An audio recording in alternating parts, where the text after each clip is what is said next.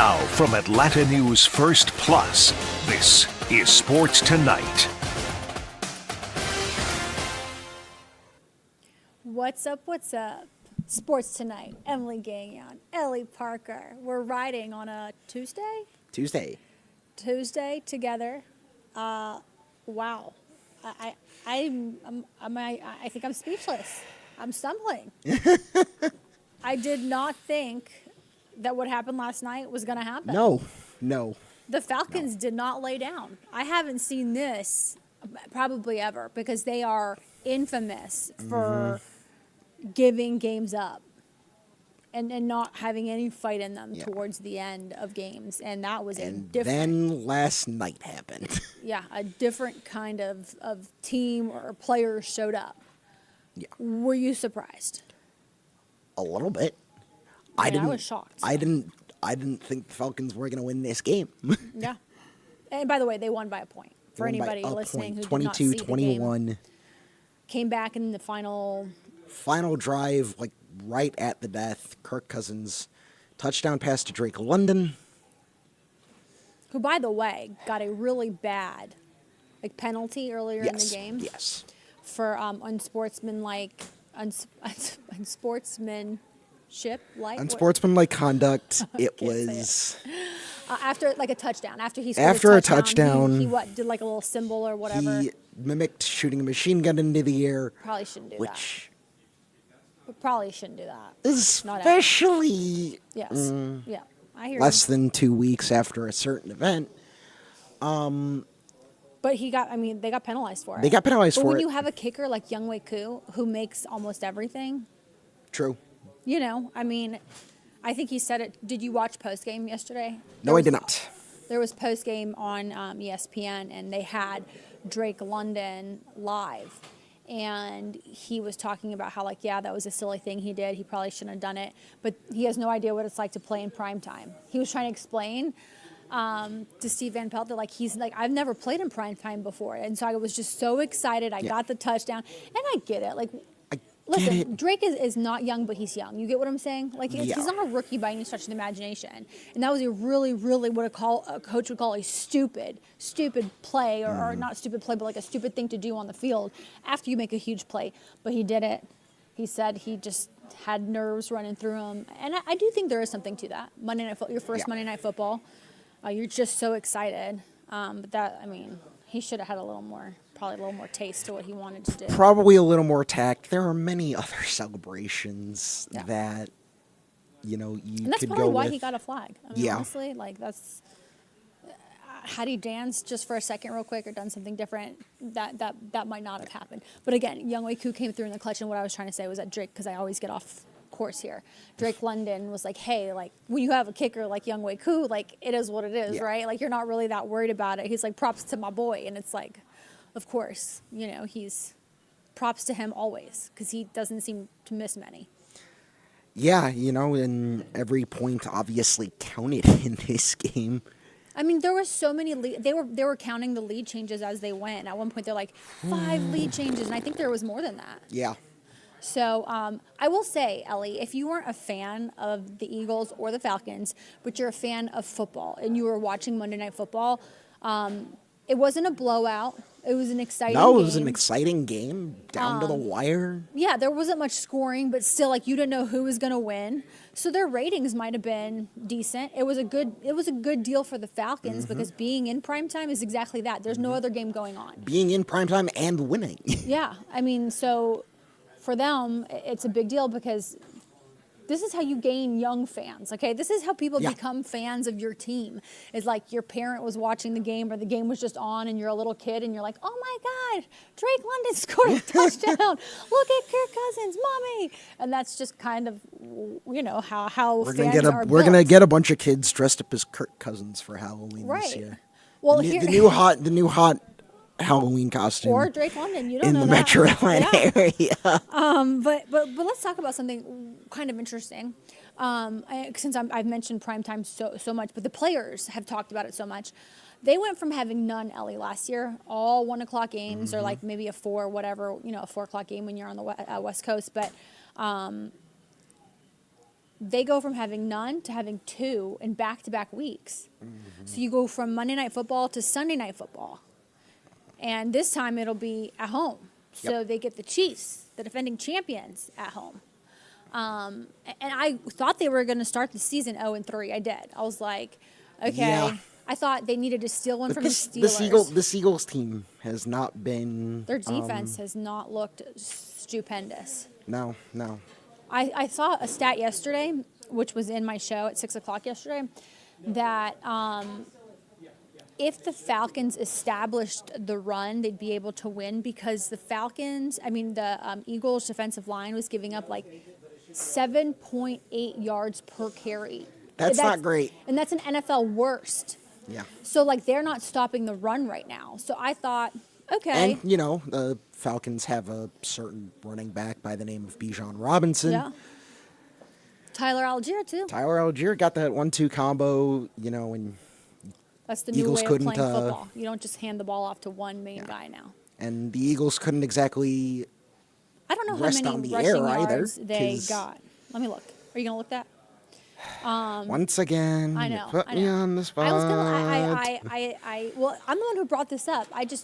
So the week 1 they had like, I don't know, 89 yards on the ground. They didn't do a good job against the Steelers establishing the run. But last night, let's see.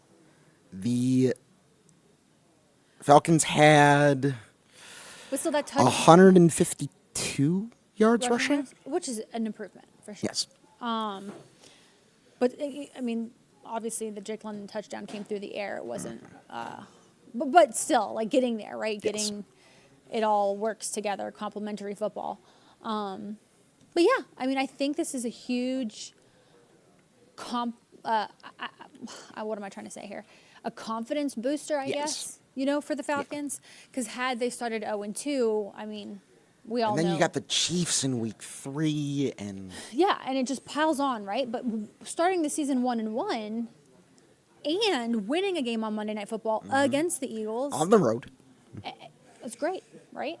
Kyle Pitts was pretty happy. He's from Philadelphia. He told us before the game that, of course, he was going to have like 20 plus family members there, all the tickets, all the things. So he was happy to be home. He had never played on that field before. So I'm sure that was pretty cool for him to be able to play in his hometown. And he loves Philadelphia. So I was happy for him to be able to do that. And the fact that he's healthy and it seems to be getting better for him, it seems like this coaching staff, this offensive staff wants to get him the ball more and all the other things. Because, that was always the biggest knock on him was that he wasn't scoring enough touchdowns, but also that was one of the biggest knocks on Arthur Smith, the former head coach, that he wasn't getting the ball to him enough. So, it should be an interesting week in Flowery Branch with some very up spirits, right? Yep. Some very happy guys going into Sunday Night Football against the Chiefs. Hey, will Taylor Swift be there? I gotta ask. Does she travel too? Yeah, She does? I believe she does. She's got that private jet. probably got So Why not? Why not? 1 out of 3. I'd give it 33% chance ish. So is that that's people are probably excited for that? Yeah, Okay. and Are people if- still excited about her at games and stuff? Like she still gets shown and all that? yeah, she does get shown. she's still Taylor Swift? She is literally the most famous woman on the planet. I love that. I don't really listen to her music or anything. I'm not like a hater. I think it's great that does what she does. But I just didn't know if it was still a thing this year. No, yeah, it's It still will be a thing until She was- they're not together. Pretty much. Okay. All right, we have 2 big pieces of NIL news in the Southeastern Conference. First, here in Georgia, Governor Brian Kemp signed an executive order this afternoon preventing the NCAA from enforcing any rules against Georgia University's paying players. Obviously, the NCAA is impotent on this front anyway already. They have the settlement that a judge out in Northern California is already trying to send them back to the drawing room for, because that settlement, which would have paid $2.75 billion to previous athletes in the past 5 or 6 years, basically before NIL became an official thing, still tried to limit how third-party boosters could pay players. This executive order goes into effect today, so, UGA could, with this next recruiting class, throw whatever money they want at the they were basically doing that. Yes, they were anyways. doing that anyway, but now they can do it above board. And I'm not saying that about UGA. I'm talking about schools in general. Schools here. in general. Yeah, I'm We're not doing speaking this. as This if is I not- know, as if this is fact. Because they have, most schools have collectives. Yes. And you could put, that. Anyways, so I don't want to get into that. However, do you like this? Do you not like this? Okay. Yeah, let's discuss that. I am a Missouri Tigers alumnus. Oh, If we you need don't to discuss know, that, by the way, because If- GSU beat Vandy. GSU v. Vandy. We'll get to that. Yeah. What's on my mind is there for a reason. But Missouri has a very similar law on the books, preventing the NCAA from enforcing NIL rules and allowing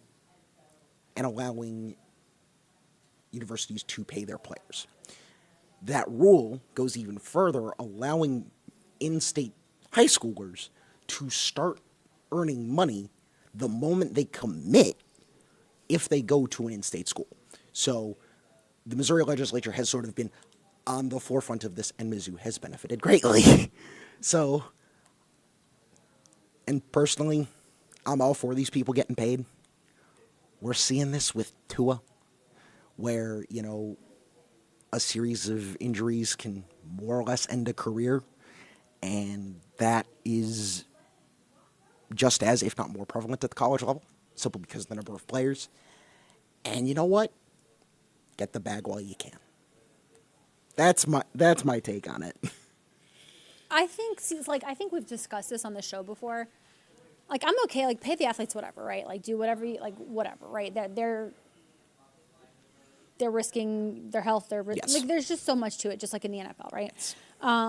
They still have to go to school, all the things.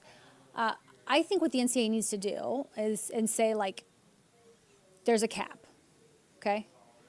Yes. There's some kind of money cap. The settlement actually does have a cap.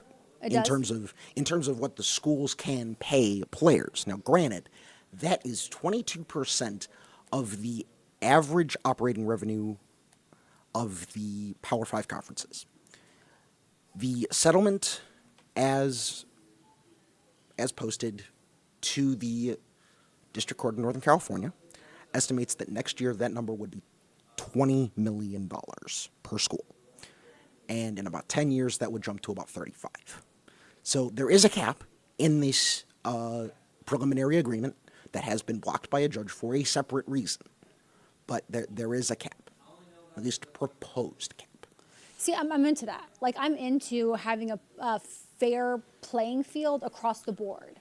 You get what I'm saying? Yes. Where it's not like you're Texas and you have $100 billion, gazillion, trillion dollars to give away versus Georgia or a Florida who are still giving millions away, but not at that high of a level. Right? And then there's Harvard from the top rope, who all of a sudden wants to give scholarships. I wouldn't be surprised if the Ivy League goes ham on this stuff. Yeah, let's do it. Let's do it. Kids Let's make the Ivy League a power conference. Why not? Let's do all of it. But so you don't like that? I am fine with it. Okay, yeah, let's do it. If you're playing athletics and it's taking away from your time, and your university, as in a Texas or a Georgia or a Florida, is bringing all these millions upon millions upon millions of dollars in because you're performing on a Saturday. And if the or whatever boosters case want to may be, pay you too, let's do it. Okay, let's do all of it. But let's operate under an NFL law. that is basically how it's going to have to work. I think yes, because otherwise poor this will boosters have no money. My worry will be it will destroy smaller programs. Like the arms race, it's already over. Kennesaw State's never going to be able to compete with Georgia. Mizzou's never going to be able to compete with Georgia. It's going to be, 10 or 15 schools that, again, have already cemented themselves as college football powerhouses that are just going to pull the ladder up behind them, shut the door, and no other program in history, short of getting somebody like a Phil Knight, who creates one of the most valuable companies on the planet and cares about his college sports, but those people are needles in haystacks. So I agree with you. I think there needs to be some sort of cap.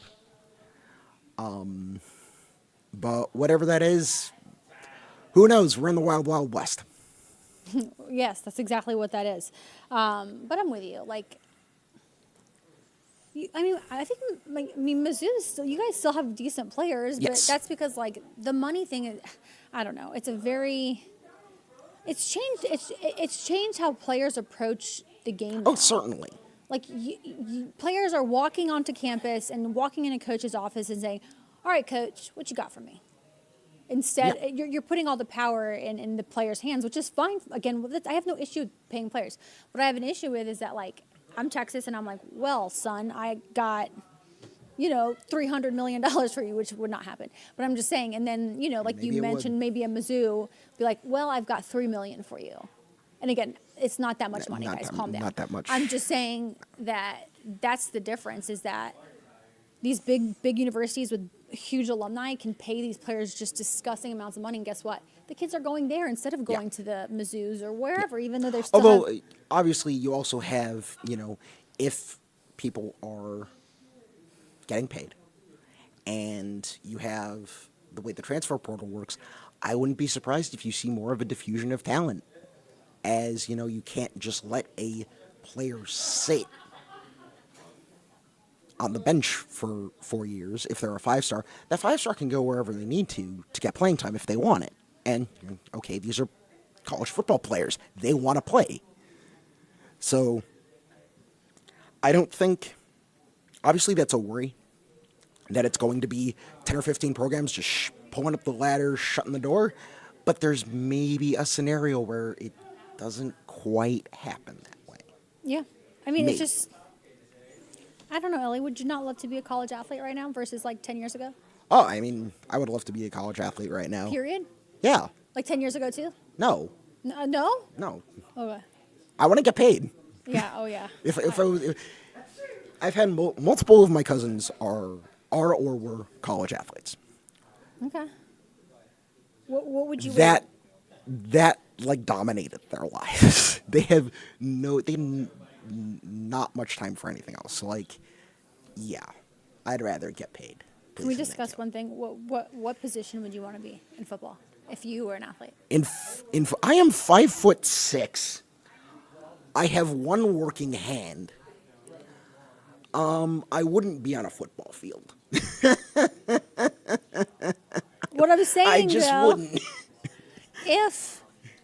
if you could be a position, I'd be a linebacker. Nah. I would want to be an outside line. I don't know. I go between wanting to be a linebacker or I don't know. I'd want to be a kicker. Kickers don't get tackled. Okay, but the games always you either win the games or you lose the games. Yeah.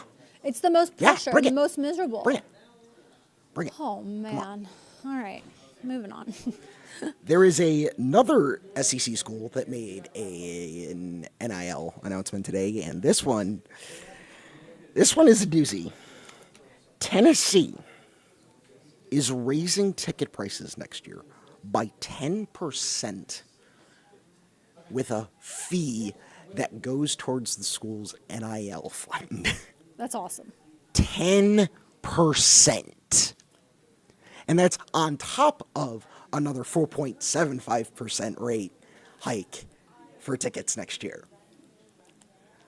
Are they giving examples of what a ticket would be now? Or no? Probably not. I mean, it's Neyland Stadium. It's what? It's Neyland Stadium. It's Tennessee. How much? I don't know off the top of my head how much an average ticket at a Tennessee game is. I would imagine it's at least $100. So even Are these students too? Students get packages. So I'm wondering, like, if their student package, I don't know what you pay. No. The announcement basically, season ticket holders notes a new increase announced Tuesday morning. An email to season ticket holders notes a new 10% talent fee. So maybe not students, but there are plenty of season But the ticket prices holders. are probably up. Yes, the all prices way are going around. up. They're going up in general. But season ticket holders are going to have to now pay an extra 10% to go to the NIL fund. Whether or not this is a good thing for fans, like I think fans, like the true fans, probably like the it. true fans are good. Look, Don't you think they're gonna be like, yeah, this means that we have money to give to the athletes and all the things? Do you get what I'm saying? have you met most college football fans? What? Wait, what do you Like, mean? I don't think a lot of college football, especially season ticket holders in the SEC, I don't think they're not.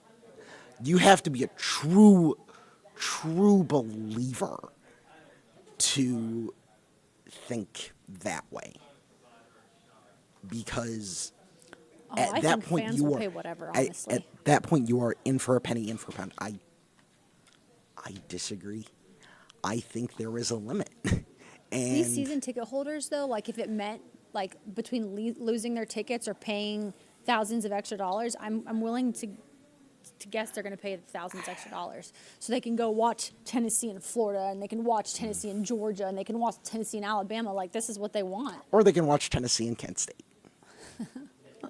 So Listen to you. All right, those are good things to keep our eyes on as we go. all right, the Atlanta Dream face off against the Chicago Sky tonight in about 40 minutes from recording.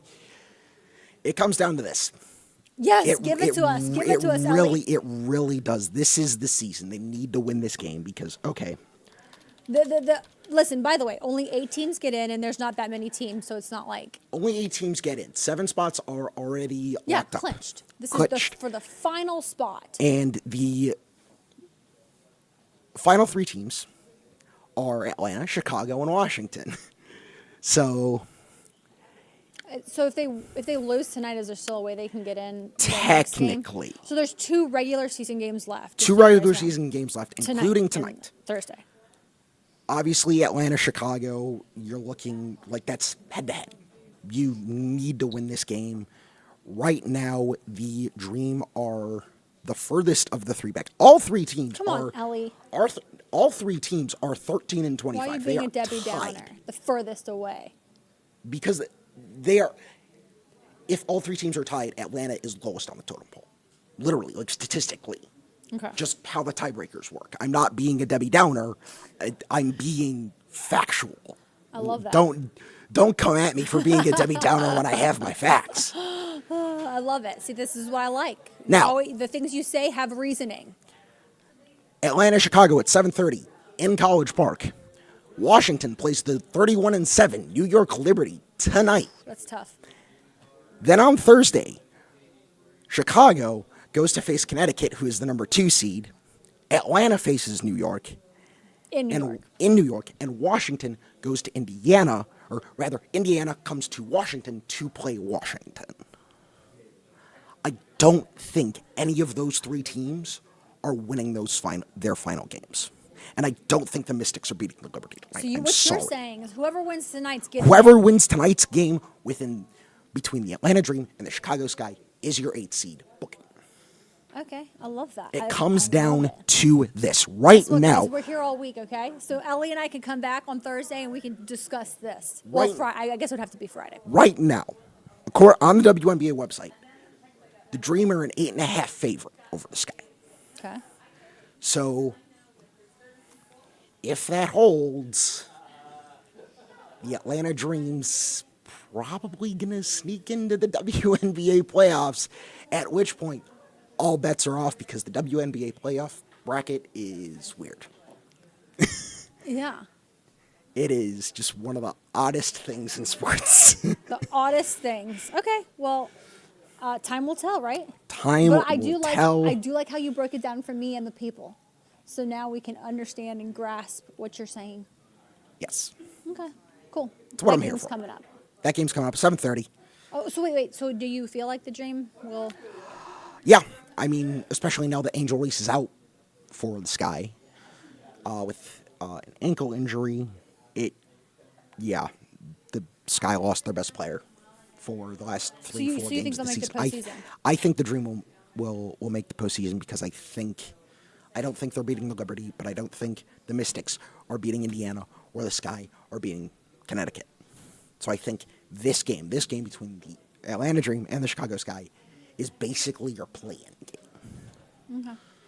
That's Although that's me having zero faith in the Mystics.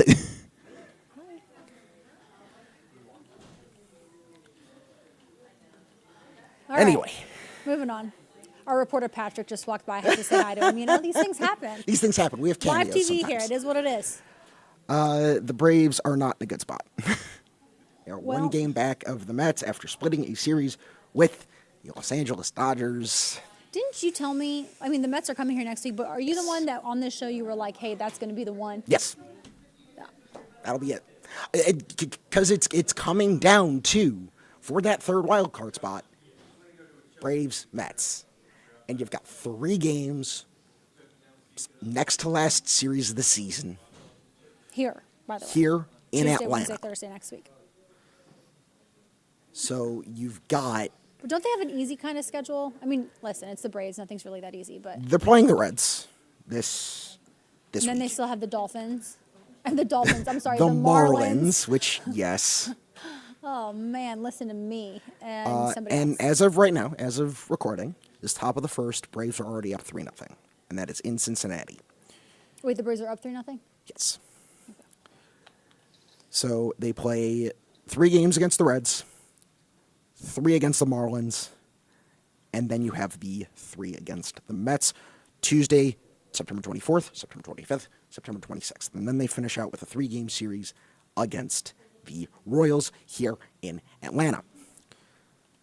So, yeah, to me, it's going to come down to those games. The Mets play the Nationals tonight and tomorrow before a 4-game set against Philadelphia.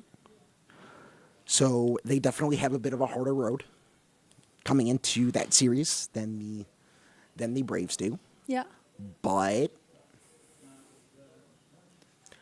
I think like it's I worth said- noting something though. Ozzy Albies, he begins a rehab assignment at AAA Gwinnett tonight. They were hoping to get him back for the end of the season because they do believe they do believe they're obviously you have to assume they that believe that he could make a difference. Yes. He could make a difference in, this final stretch, maybe even in the playoffs. So we'll see. And All right. What is your belief on that before we start talking about Mizzou? I think the Mets are gonna Can make it happen. make it happen And the Braves can go render rest early. render the entire point note. So, All right, let's do it to it. What you got? well, coming into the season, I expected Mizzou and Vanderbilt to be 3-0. I was wrong in the Vanderbilt part because Georgia State decided to throw a touchdown at the last second. So, congrats to Georgia State. 36-32 by 4 points. By 4 points, literally the last second. So Fans were rushing the field. Ella. yeah, because it's Georgia State, even against Vandy. It's an SEC school. Well, no, I mean, okay, I need to look this up. I know it was a historic win, okay? Yes. Because I want to say, and I could be completely wrong, was it their second win ever against an FBS school? Yes. Or not an FBS school, but a Power 5 school. Okay. And it was Tennessee, the first Yes. one. So 2 SEC schools. But yeah, I was very happy for Del McGee, who, I covered while at Georgia for the past 7 seasons. This is the reason they hired him. And this is the reason that they hoped that he would turn things around. And it's very early in his first season, but to be able to say that you beat Vanderbilt, you're starting the season 2-1. I mean, this is really, really good. Sure, I'm sure he has challenges that like none of us would ever imagine, right? Because like the NIL thing, those kids aren't getting NIL money. It's Georgia Not as State. much as Georgia, but Yeah, I mean, it's really hard to recruit there. Yeah. But he just did something that, I mean, it's amazing. It's simply amazing. But so what do you think Vandy's going to win now against your team because they're mad? No. Okay. All right, we got to get out of here. For Emily Gagnon, I'm Ellie Parker. It's been ANF Sports Tonight. Thank you so much for watching. Good night.